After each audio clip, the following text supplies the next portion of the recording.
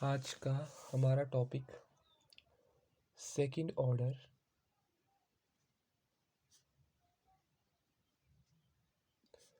Partial differential equation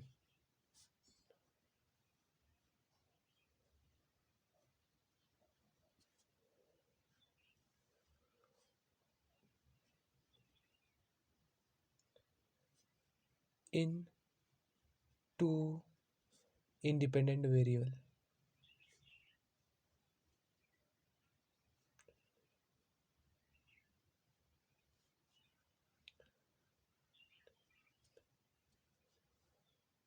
variable ठीक है। मान लीजिए आपके पास एक पीडीई है। Consider the PD. हमारे पास consider the PDE partial differential equation. मान लीजिए आपके पास इस टाइप का पीडीई है। R small R plus capital S small S plus T small T plus function of X Y Z P Q, जहाँ पर एक्स और वाई इंडिपेंडेंट वेरिएबल है, जेड आपका डिपेंडेंट वेरिएबल है, पी का मतलब होता है D Z del Z upon del X और क्यू का मतलब होता है del Z upon del Y. ठीक है। मान लीजिए आपके पास समीकरण नंबर 1 है, इक्वेशन नंबर 1 है, जहाँ पर वियर आप ऐसा लिख सकते हैं, wear R S T R continuous function. R S T कैसे फंक्शन होंगे? कंटिन्यूस फंक्शन होंगे। मतलब कहने का मतलब है कि जो आपका आर और एस है, आर एस टी जो आपके पास डोमेन दिया जाएगा उसमें कहीं ये इनडिफाइंड नहीं होंगे। ठीक है। R continuous function of X and Y ठीक है। प्रोजेजिंग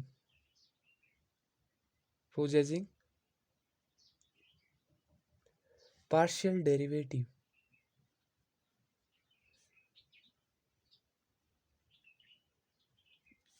defined in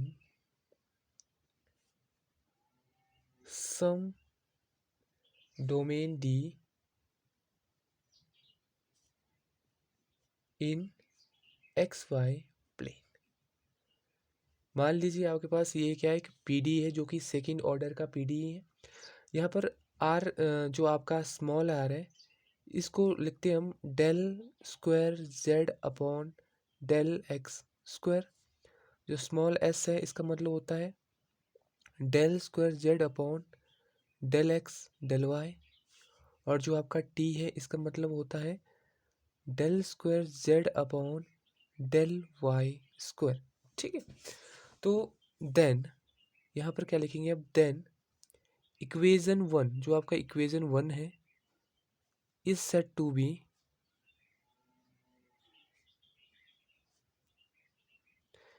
सबसे पहला है हाइपरबोलिक। जो हमारा पीडी है उसको हम हाइपरबोलिक कहेंगे। ठीक है। कब कहेंगे?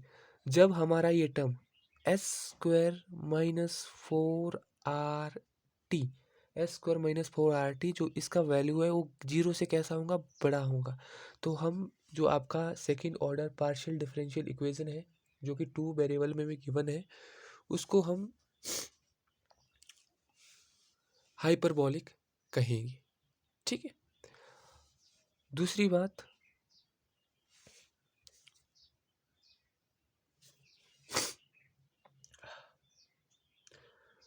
अगर इस पीडी को हम पैराबोलिक कब कहेंगे? पैराबोलिक कब कहेंगे?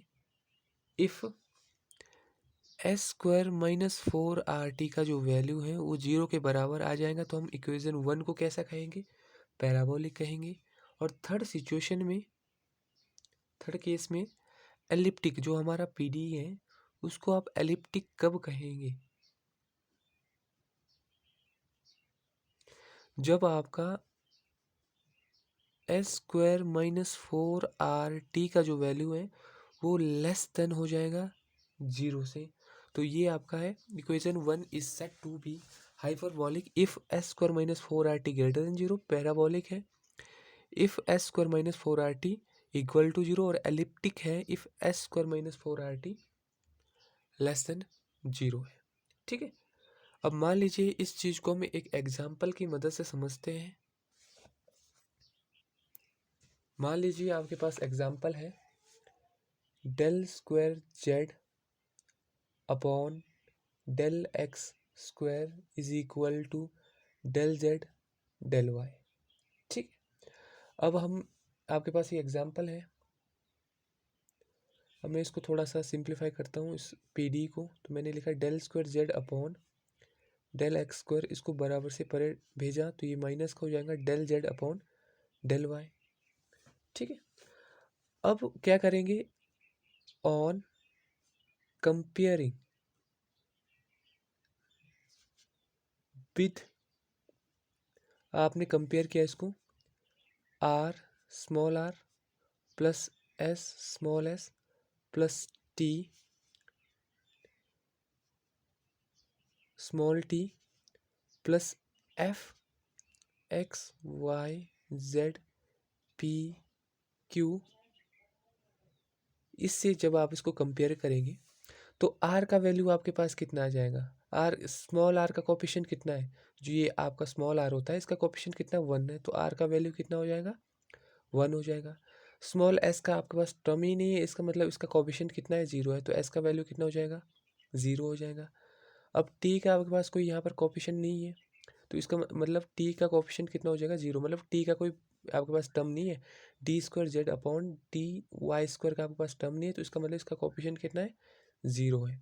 ठीक है, अब हम क्या करेंगे, आपके पास आप यहाँ सबसे पहले यहाँ पर एक टर्म निकालेंगे S square minus four R T. अब इन वैल्यूज़ को आप सब्स्टिट्यूट कर देंगे, यहाँ पर एस का वैल्यू है कितना 0, तो 0 का स्क्वायर माइनस फोर, आर का वैल्यू कितना है 1, तो 1 पुट कर दिया डॉट, और टी का वैल्यू कितना है 0, तो ये कितना हो जाएगा 0 minus 0 which is equal to 0। अगर एस स्क्वायर हमें पता है if S square minus four R T is equal to 0, then जो आपका गिवन पीडी है, then given P D is parabolic in nature. जो आपका जो गिवन पीडी है वो पैराबोलिक हो जाएगा इन नेचर में। मान लीजिए अब दूसरा एग्जांपल उठा लेते हैं, del square Z upon del X square plus four del square Z upon del X del Y plus four del square Z upon del Y square is equal to 0। मान लीजिए आपके पास ये एग्जाम्पल है, second example है। ठीक है, del square Z upon del X square.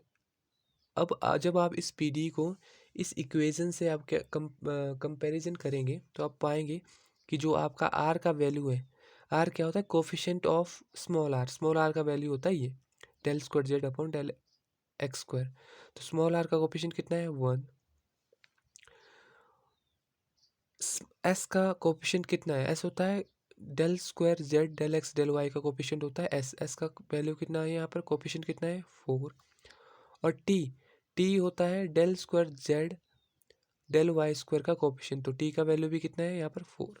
तो यहाँ पर आपने एक टर्म निकाला S square minus four R T करके आपने एक टर्म निकाला यहाँ पर, S square minus four R T करके आपने क्या निकाला एक टर्म निकाला यहाँ पर। तो वैल्यू सब्स्टिट्यूट करो, एस का वैल्यू कितना है 4, 4 का स्क्वायर माइनस फोर आपके फॉर्मूले में है, आर का वैल्यू भी कितना है 1, और एस का वैल्यू कितना है 4। तो इस 4 का स्क्वायर कितना हो जाएगा 16 माइनस 4 मल्टीप्लाई 1 4, और 4 मल्टीप्लाई 4 16, तो कितना हो जाएगा 0 हो जाएगा। तो यहाँ पर क्या है S square minus four R T का जो वैल्यू है वो कितना आ गया 0 आ गया। तो आप लिखेंगे the given P D E is, the given P D E is parabolic in nature.